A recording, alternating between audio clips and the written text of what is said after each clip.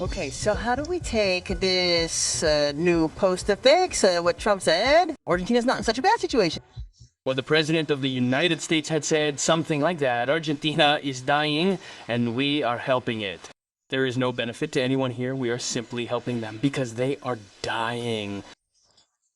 Now, the Secretary of the Treasury of the United States spoke. He did so in what we could now say are usual communications from the United States. He did so in this way, talking about the relationship between Argentina and the United States and what is to come. It says Javier Milei's efforts to reverse his country's decades of decline stemming from the radical leftism of Peronism are crucial. Argentina has the opportunity to achieve economic freedom, and our stabilization agreement, the SUAP, is a bridge to a better economic future for Argentina, not a bailout. President Milei has worked to reverse previous irresponsible economic policies such as excessive spending, fiscal irresponsibility, and reckless borrowing. Just this month, the International Monetary Fund reiterated its full support for Argentina's sound economic program. And here's this paragraph that is transcendental and that we could probably say, Vanina, is an attempt to clarify what Trump said. We do not want another failed state in Latin America and ours, and a strong and stable Argentina, as a good neighbor, is explicitly in the strategic interest of the United States. Well, but let's look for interpretations. These statements, the situation of the dollar, the uncertainty, the dollar as this kind of pre-election thermometer situations to which the history of our country has accustomed us. We tried to get the opinion of Antonella Semadeni, an economist. Antonella, how are you? Hello, how are you? Very well. Well, I'm waiting to hear from you. Let's see, what's your first impression of this? Well, I think the phrase that kind of sums up what's been happening these days is don't clarify or it will be darker, right? Well, because, what happened last week? Well, Miley's famous trip turned into a nightmare because Trump made the U.S. bailout conditional on the election results of October 26, which was exactly what the market didn't want to hear.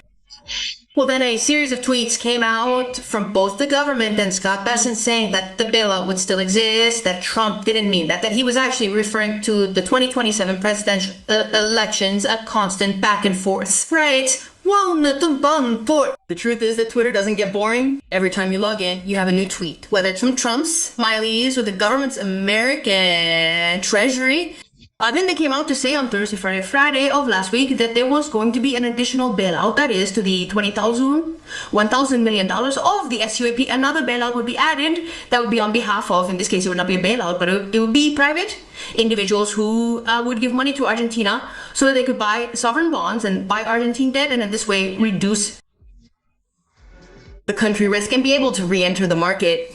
In other words, now we would have, if you will, two parties, right? A swap and also a loan of another $20,000 million. The support of the United States to Argentina was 100% confirmed yesterday, where the central bank came out to say in a statement that the agreement of the SUAP with the American Treasury was effective, so to speak.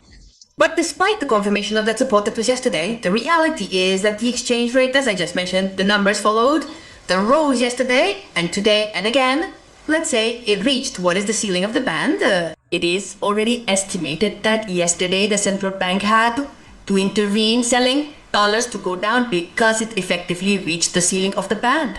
And why does this happen? Well, because beyond, let's say, all these communications, the reality is that there is great electoral uncertainty that generates tension in the market because there is speculation, and this can be seen with the numbers of the future dollar, with the end of the current exchange rate scheme, or at least a new model is expected after the October elections, right?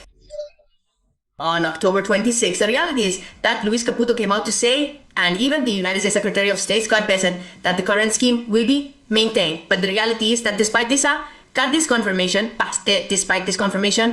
the market is still preparing for a new exchange rate scheme. We are seeing this, for example, with the values of the future dollar. In December, they are expecting, or the market is betting on a due 1538, when the ceiling of the band in December is at 1515. In other words, what the numbers are telling you is that the market expects at least that ceiling to not exist, or that it will change to a float, perhaps without intervention, or bands at a higher level, right?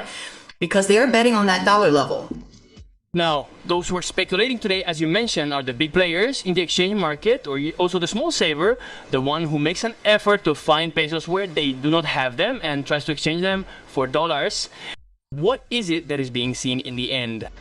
Yes, what you mentioned is interesting because in reality, yesterday and today, what is being seen is small purchases. That is to say, it is like small savers who are buying, so to speak, dollars, right? That perhaps was not seen in previous weeks where movements were perhaps seen with larger volumes of purchases or sales.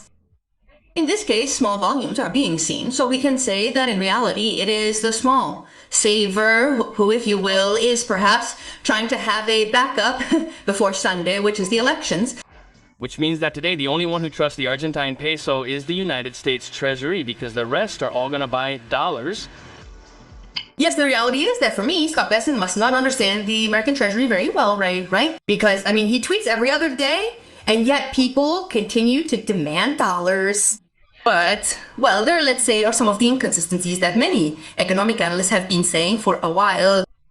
Let's say from August to now, we had a lot of patches that the government was putting in place regarding the demand for dollars, right? First, what was the rate? Raising the rate to make the rate more attractive and so that people would not go to the dollar. Then they established different new restrictions, such as, for example, people cannot buy on the ELIX, or the cross restriction that if I buy on, I cannot sell on the MEP. Then, well, they implemented a small adjustment to the dollar supply by removing some withholdings, right? That many dollars enter the market, which ultimately didn't help either. And then, well, it ended up with unprecedented aid from the American Treasury. But, you see, all of these are anesthetics. Let's say that Argentina is buying time if it wants. For me, the key here is what it's used for, whether it's the swap or the other amount of the $20 billion. Well, it's going to depend on what it's used for. You can use it again. It's an anesthetic. You can use it to perform the surgery that you have to do, which is a bit what many analysts have been warning about. Or you can simply apply anesthesia, but the wound will continue to bleed. And in 6 months, you'll have the same problem again. I think this government had three main bailouts, if you will. The first was the money laundering. The second was the agreement with the IMF in April, and now the American Treasury. I think this is the last chance, if you will, to restructure the exchange rate scheme that will allow it to set expectations and accumulate dollars. If not, let's say we're going to have the same problem again in 6 months. In other words, there is no stock that can solve a cash flow problem. Argentina has a stock problem because it doesn't have dollars, and the few dollars it has are borrowed, right? From the IMF. It also has a cash flow problem because with this exchange rate, you have a current account deficit. That is, more goods and services are imported than goods and services are exported. In addition, you have a lot of hoarding because with the dollar being so low, you have a lot of hoarding at historical highs, and because you remove the CBO, and you also have very high debt maturities for 2026 and 2027. So I say anything you can do will be a partial patch, IDA. You have to recalibrate and change the scheme, which is also a bit what the market is doing, waiting. Okay, Antonella, you've said it all. Thank you very much.